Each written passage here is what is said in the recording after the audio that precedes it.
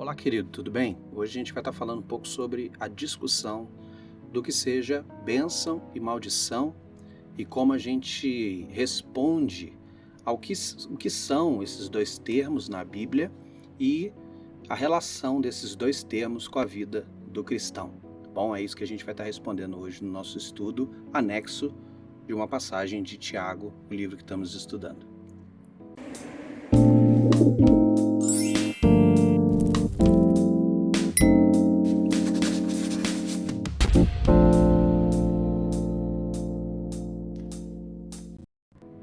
No estudo de hoje, a gente vai estar falando sobre a importância desses dois termos e a relação destes na cristandade. Por quê? Porque o cristianismo se utiliza desses dois termos de muitas formas, de muitas maneiras. Seja para falar sobre bênção como sinônimo de ação bondosa de alguém, ou de um irmão, ou de algo que aconteceu e que foi uma realização pessoal e que isso foi muito legal em determinado momento. Ora, também a cristandade se utiliza do aspecto da maldição para falar sobre males, etc. E é importante a gente trabalhar esses dois termos para a gente poder compreender verdadeiramente o que significam e qual a relação destes com o indivíduo, tá bom? Importante primeiro a gente entender que Tiago fala que o cristão muitas vezes abençoa com a sua língua, ele abençoa e amaldiçoa o seu irmão. E aí com esse texto gera compreensão. Mas, pastor, será que eu posso amaldiçoar a vida de uma pessoa com a minha voz, com aquilo que eu digo, com aquilo que eu faço?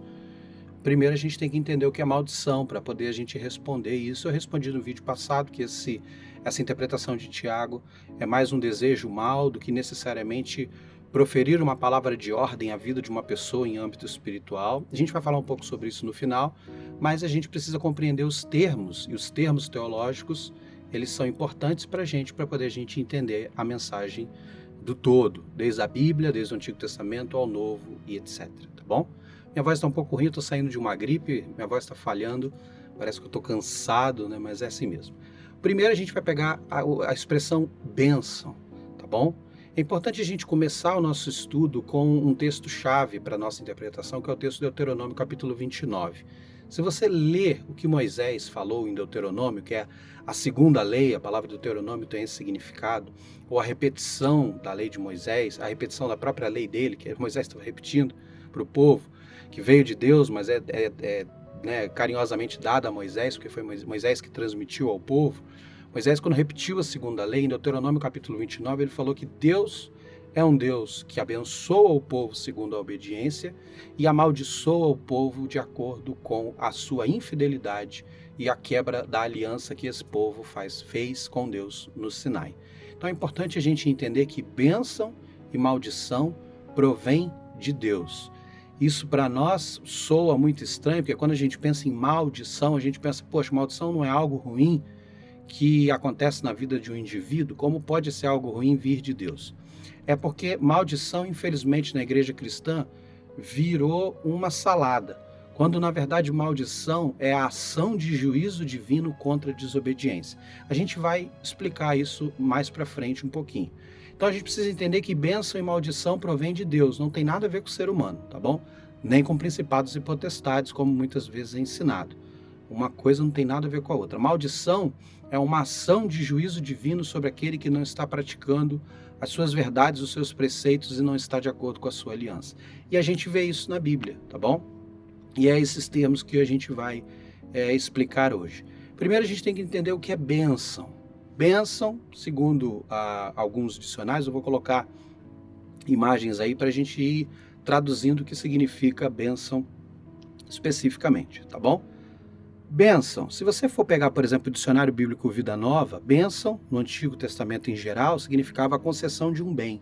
Com frequência, um bem material, posses, terras, o cuidado divino, etc. Às vezes descreve uma fórmula de palavras, tá bom? Também. Concessões, significados, momentos específicos, coisas boas aconteciam que também eram chamados de bênção. No Novo Testamento, com frequência, significa o bem espiritual concedido pelo Evangelho. A salvação é a bênção traduzida no Novo Testamento de Deus ao povo. Então você percebe que bênção é uma ação de Deus em conceder favores aos seus por meio da aliança que ele fez. Outro dicionário aí, outro dicionário bíblico é o Wycliffe, que diz que bênção é a invocação de coisas boas, é a expressão em oração de pedidos de felicidade e bem-estar. Ou seja, tecnicamente, é o ato de um ministro pronunciar bênção sobre outras pessoas em nome do Divino Senhor representando. Isso vai muito de acordo com o que a enciclopédia de histórico-teológica da Igreja, ela fala também a respeito de bênção. Por exemplo, bênção é o ato de pronunciamento de bem-dizer. Aí a gente vê duas bênçãos muito importantes na palavra de Deus, que é a bênção araônica e a bênção apostólica. A bênção araônica é aquela que você conhece, que Deus resplandeça sobre ti o rosto e lhe dê a paz, aquele texto de Arão ali abençoando os seus, por causa, pedindo a Deus que derramasse bênção sobre o seu povo, sobre sua tribo e etc., sobre os sacerdotes e etc. Então você percebe a bênção de Abraão, essa declaração de bênção de Abraão, e você também percebe o exemplo da oração, da bênção apostólica, com o amor de Deus o Pai, a graça do Filho Jesus, do Filho de Deus, e a comunhão e a consolação do Santo Espírito repouso sobre vocês. Né? Então, essa terminologia é uma declaração também de bênção, agora apostólica, porque veio de um apóstolo chamado Paulo. As duas expressões, se a araônica, se você for ver aí na imagem, estender o nome de Deus aos seus descendentes, a apostólica é o progresso da salvação enfatizado, embasado na Trindade. Ou seja, que a salvação seja vista, compreendida e vivida por vocês pelo amor de Deus, pela graça de Cristo e pela comunhão no Espírito. As duas expressões de bênção no Novo Testamento, quando vem de um indivíduo para outro, são traduções de orações. Tá bom? São orações, é intercessão, é clamor, tá bom? Então, esse é o significado de bênção. A Enciclopédia de Teologia e Filosofia ainda traz que são usados dois termos para falar sobre bênção na Bíblia. O primeiro é beraka, que é um termo hebraico, ou berakã, melhor, que é o oposto de maldição divina. Às vezes representa o bem que é assegurado pelo favor de Deus, justamente, você faz o que é certo, Deus te abençoa, é aquilo que está escrito em Deuteronômio 29, e também tem um termo que é eulogia, que é um termo paralelo no Novo Testamento que geralmente significa a bênção salvífica, que também é aquilo que a gente viu lá no dicionário bíblico Vida Nova. A expressão, essas duas expressões em Hebreus, elas aparecem.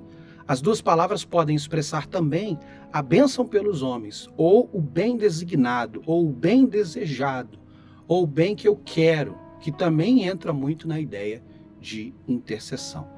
Dito tudo isso, é importante a gente entender que a bênção ela é um favor divino à vida de alguém. Então a gente muitas vezes canta até, né? Eu quero ser uma bênção para você. Isso é verdade, a gente pode ser uma bênção para a pessoa, mas se a gente for usado por Deus para isso, porque bênção é uma ação que vem de Deus. Você entende? Bênção não sou eu que pratico para com o outro. Bênção é uma ação divina para com o outro. Se eu sou a habitação do Espírito Santo, o Espírito Santo habita em mim a partir de agora, e eu sou a igreja do Senhor Jesus Cristo com dons espirituais, aquilo que eu faço em âmbito espiritual, na igreja, na comunidade e para o mundo também, e por que não para a minha família, pode ser considerado uma bênção.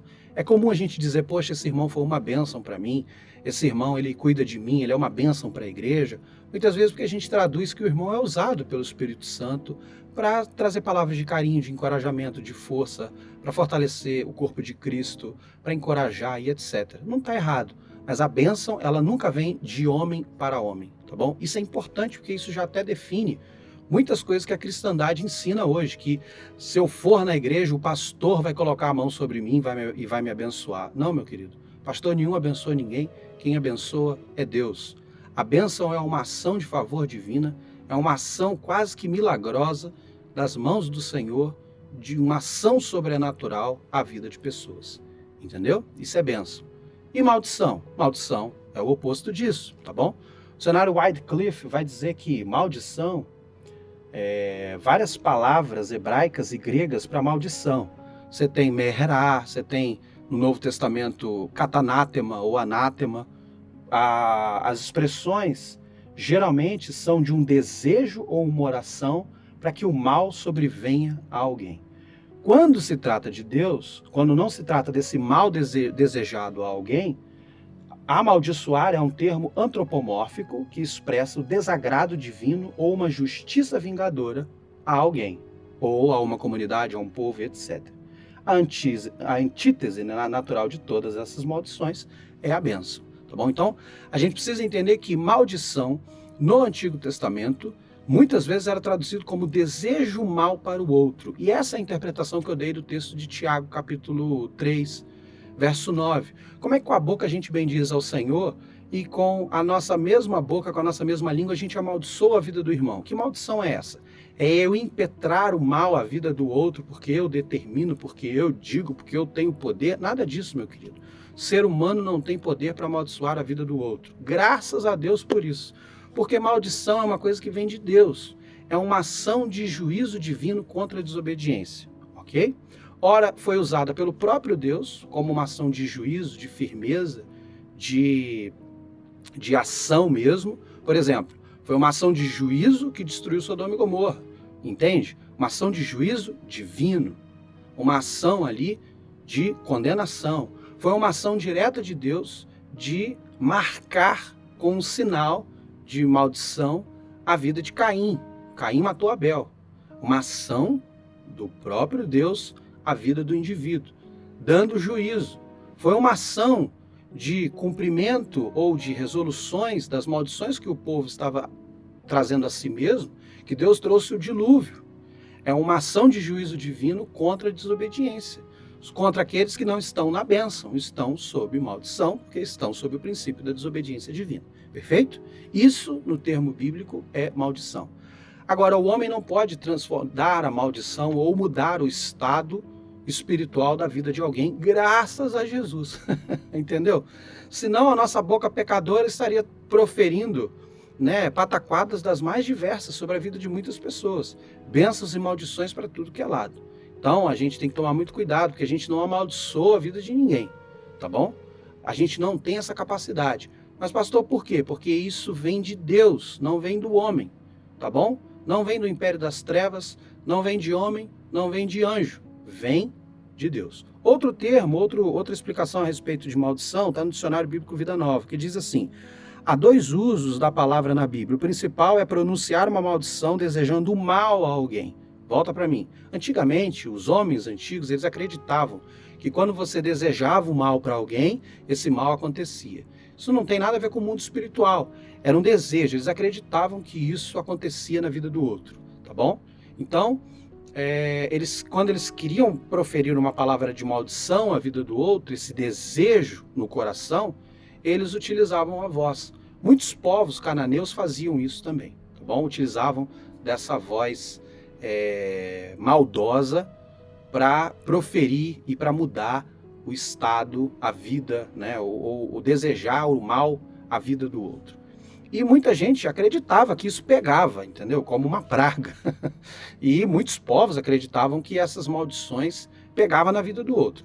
Mas a gente não tem base bíblica nenhuma para a gente acreditar nesse tipo de coisa, tá bom? A gente tem até textos que eu quero trazer daqui a pouco para a gente poder analisar e entender especificamente os significados, tá bom? Então, é um desejo mal, tá bom? Ou, quando declarado por Deus, condenando um pecado. Quando a maldição de Deus cai sobre os desobedientes, é o cumprimento da aliança, ou seja, Deus fez uma aliança com o povo, seja obediente, o povo não foi, vem a maldição, vem o juízo divino, tá bom? No Novo Testamento, a lei é maldição, ou seja, a aliança que Deus fez com o povo de obediência, ela é maldição se você não cumpre. Então ela é maldita, porque ela só te amaldiçoa, né? Como Paulo mesmo vai dizer, a lei não consegue nos justificar. Para aqueles que, né, a ela não obedecem. Mas Cristo nos redimiu da lei, tornando-se maldição por nós. Esse texto de Gálatas é um dos mais importantes do Novo Testamento, porque diz que Cristo se fez maldição para que nenhuma maldição exista naquele que está em Cristo. Entende? Então por isso que a gente, graças a Deus, como servo do Senhor Jesus Cristo, a gente não tem maldição nenhuma mais na nossa história de vida. Aí surgem alguns textos falando, mas pastor, eu lembro do texto de Gênesis capítulo 9, quando Noé amaldiçoou a cão. e aos descendentes de Cão, dizendo que os descendentes de Cão seriam, especificamente, se você olhar nas Escrituras, servos de Sete, né? O primogênito, e que seria, a partir dele, o povo de Deus. Só que quando você analisa o texto de Gênesis capítulo 9, quando Cão ridiculariza a nudez de seu pai, e o seu pai então profere uma palavra que até na Bíblia vem escrita, a bênção e a maldição de Noé, que é um grande equívoco. Quando você vê o que Noé disse o seguinte: os descendentes de Cão servirão a Sete. Ou seja, a maldição, suposta maldição de Noé, em Gênesis capítulo 9, não foi a Cão, foi a Canaã, neto dele. E aí, poxa, por que a maldição, então, ou o juízo, ou a palavra de condenação, não foi a Cão, que foi quem viu seu pai e zombou da nudez de seu pai depois de se embriagar? Aí é uma história longa, a gente acredita que Noé não conhecia o efeito da uva, ou não tinha o costume com o suco da uva fermentado, tomou o suco, ficou doidão, ficou pelado, andou pelado pelas suas vinhas, e quando seu filho viu, ao invés de cobri-lo respeitosamente, ele riu, caçoou e foi fofocar com seus irmãos. Isso gerou uma revolta muito grande no pai, e o pai decidiu, né, amaldiçoar a vida de Cão, segundo o texto bíblico, segundo a interpretação de muitos. Mas, quando você analisa o texto, não foi uma maldição. Noé, em momento algum, amaldiçoou a vida de Cão. Se você for olhar o que Noé disse que os descendentes de Cão seriam servos dos descendentes de Sete. O comentário bíblico Vida Nova diz assim: não somos informados quanto tempo se passou, desde que Cão viu a nudez do pai até o pai pronunciar todas as frases da suposta maldição.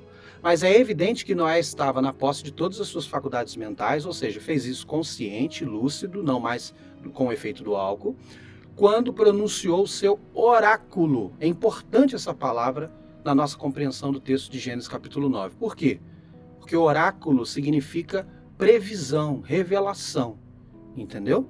Foi revelado a Noé que os descendentes de Cão, ou seja, Canaã, os descendentes de Canaã, os cananeus, seriam povos que serviriam o povo de Deus. Entende como não há maldição nenhuma na vida de Cão? Cão, depois daquele dia, continuou tranquilão, bem, cuidando das suas coisas, da sua vida, sem nenhum prejuízo. O prejuízo veio à sua descendência. Por quê? Vamos explicar. Quando o oráculo de Noé foi como uma predição de maldição futura, Noé, tendo recebido percepção a respeito do futuro das nações, vê as consequências do pecado de Cão manifestando-se no destino do seu filho. Com um pai como Cão, o filho estava perdido. Ou seja, o que Noé viu a partir disso? Noé viu que o povo cananeu seria um povo que estaria debaixo da maldição de Deus pela desobediência. Não tem absolutamente nada a ver com aquilo que Noé disse. Você entendeu? Maldição é uma ação de Deus. Se a maldição veio da ação de Deus, veio porque Noé disse? Não, veio porque Noé viu. Noé viu. Isso é oráculo. O que Noé viu? Viu que Cão, os valores de Cão, o comportamento de Cão, o respeito de Cão ao pai era zero, o respeito de Cão a Deus, por aí você já entendeu. Se isso for passado de geração em geração, como serão os descendentes de Cão? Serão totalmente contrários à vontade de Deus. E aqueles que são contrários à vontade de Deus, contrários à iluminação de Deus, contrários à voz de Deus, carregam sobre si, no Antigo Testamento, a maldição da desobediência. Então, por isso que Noé disse que os povos de Canaã, neto de Cão, sofreriam e seriam servos de Sete. Você entendeu? É um oráculo. Não tem nada a ver com o pai impetrando maldição sobre a vida do filho.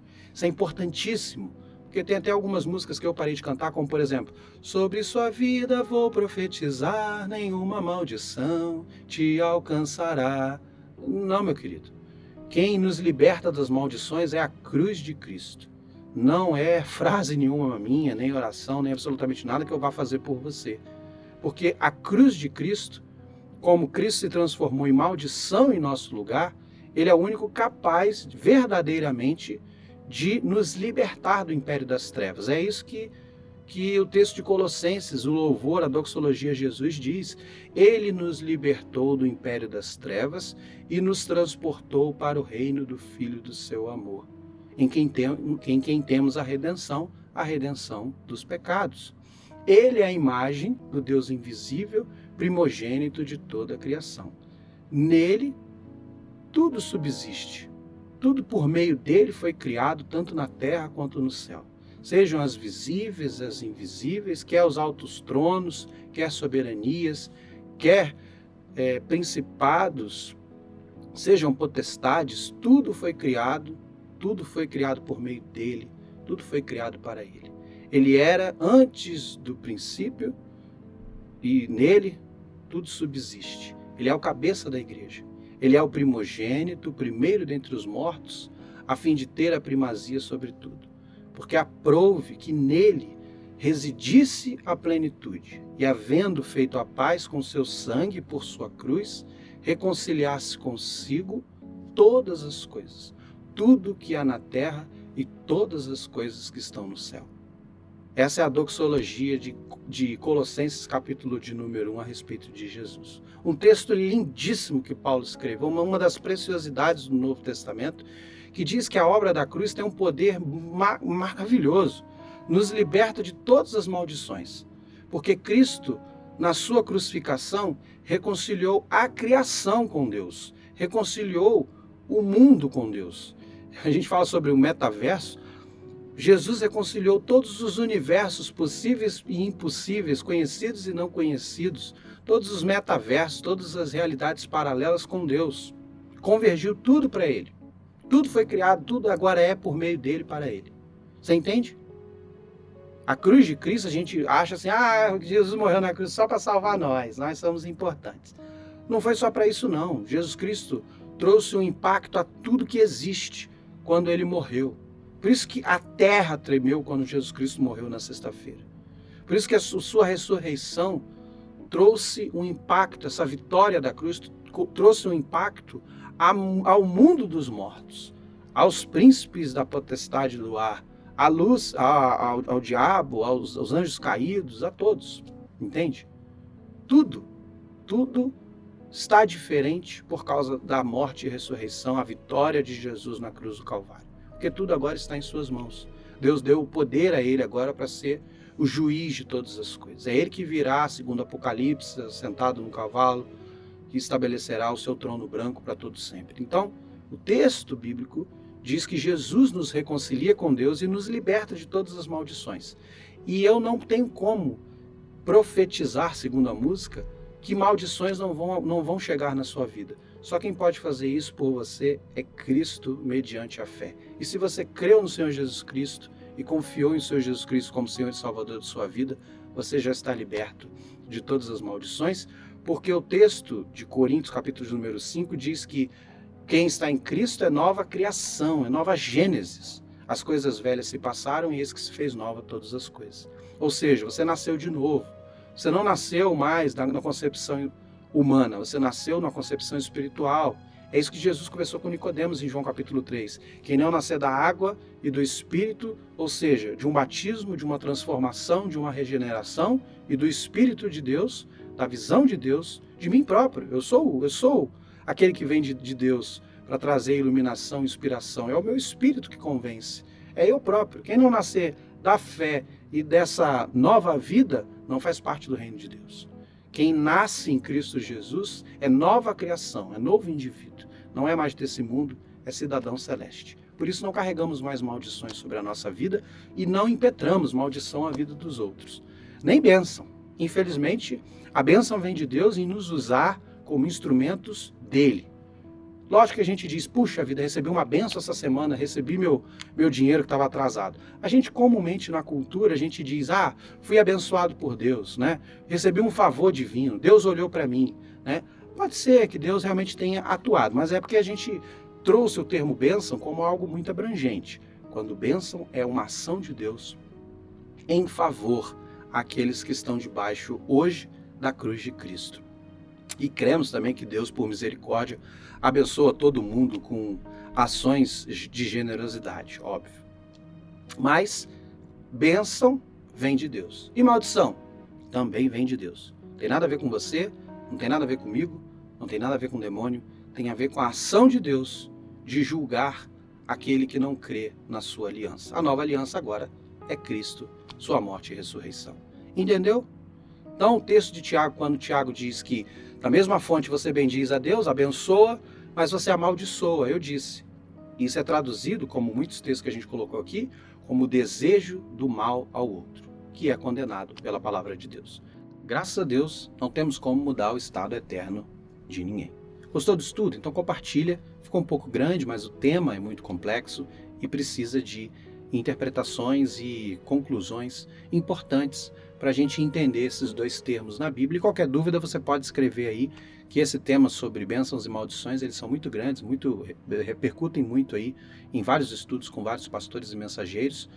Ora, confundem mais que explicam, mas é importante que você entenda, compreenda, e qualquer dúvida, entre em contato pelo YouTube, faça a pergunta aqui no comentário dos vídeos, eu tenho o prazer de responder você. Deus abençoe sua vida, que você viva sendo instrumento de Deus, abençoando a vida dos outros e pregando que Jesus Cristo é aquele que nos liberta de todas as maldições. Deus abençoe sua vida em nome de Jesus.